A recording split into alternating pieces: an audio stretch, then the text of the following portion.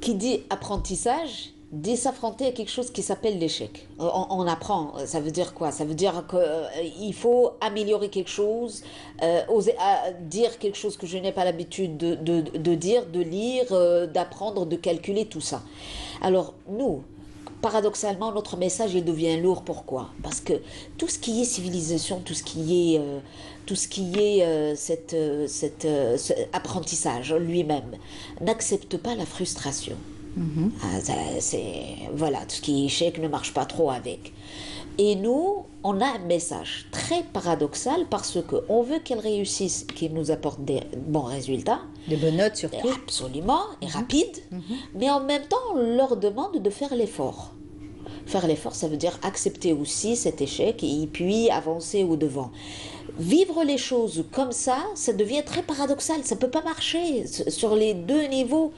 Et voilà, on est là à les obliger à mieux travailler, sachant bien que c'est qu'ils ne peuvent pas, ils sont là pour apprendre, tout ça.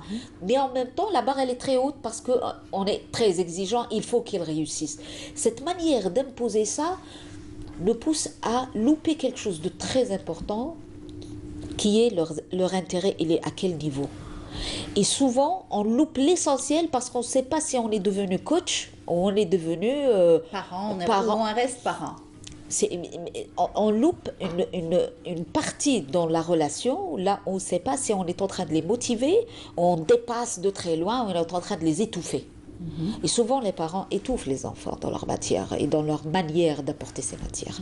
Le déclic, il est de prendre un peu conscience à notre méthode. Il y a quelque chose qui ne va pas dans notre manière d'aborder l'enfant, d'aborder l'apprentissage lui-même. Mais je pense que ça commence très tôt, hein, le Absolument. fait d'apprendre à l'enfant à se prendre en charge lui-même, lui apprendre à travailler seul et de pouvoir réviser quotidiennement, c'est ça? Je vais simplifier un tout petit peu les choses, parce que si on parle de l'enfant, on parle de 3 cycles très différents. On parle de primaire, on parle du collège et on parle du lycée, tout ce qui se aime, âge moyen. Ce n'est pas possible de parler de l'autonomie pour un enfant déjà au primaire. Et ça nous intéresse un tout petit peu qu'il soit bien formé, qu'il est là, qu'il vole avec ses propres ailes, tout ça. Mais c'est un peu tôt. C'est un peu tôt. Ce qui devient nécessaire pour un petit enfant, c'est de le sécuriser d'abord.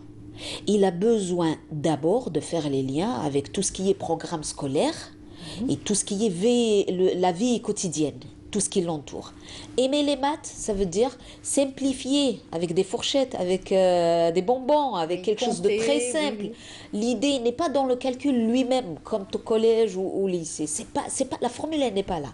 Mais c'est de faire le pont pour qu'il s'intéresse, pour qu'il puisse s'intéresser.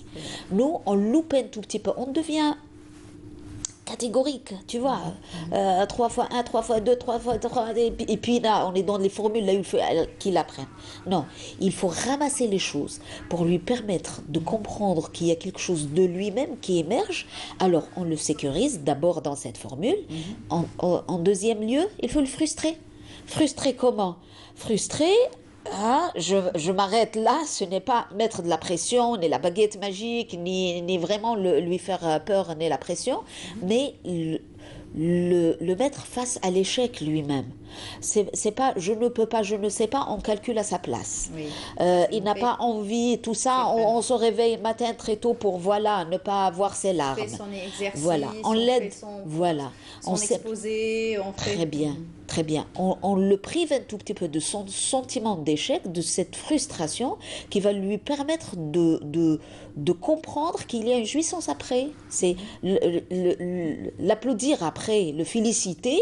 Si le gars travailler pour le pousser à quelque chose qui est plutôt un tout petit peu pression, pour lui permettre de dire « Waouh, tu as enfin réussi, c'est extraordinaire ». En fait, parce que tous les deux n'ont pas le temps, les parents n'ont pas le temps, les enfants n'ont pas le temps aussi de faire cet apprentissage et cette acceptation, bien sûr, des différentes matières. Alors, quelquefois, on trouve des enfants brillants et qui adorent les mathématiques, les sciences ou la physique, parce que c'est des calculs, et les matières littéraires un peu moins. Absolument. On dit « Oh, la hafida, c'est barbant, on ne veut pas apprendre, etc. » Et ça, c'est vraiment un refus.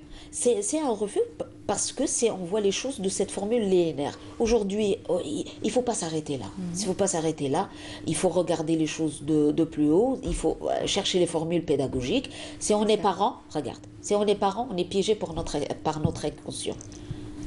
Il y a quelque chose qui va sortir de moi-même parce que j'ai envie que mes enfants réussissent ce que je n'ai pas moi réussi.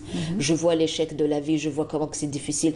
Donc pour moi, je mets un tout petit peu de pression pour qu'ils puissent vraiment dépasser ce que je n'ai pas pu faire. Il n'y a pas que ça. J'ai sacrifié ma vie, voilà, il faut qu'eux-mêmes... Il y a beaucoup de choses, mais aussi ma colère, ma vie de couple, ma vie familiale, mes conditions de travail. Mais il y a beaucoup de choses, un inconscient. Tierce personne, un enseignant, ne va pas transmettre tout ça.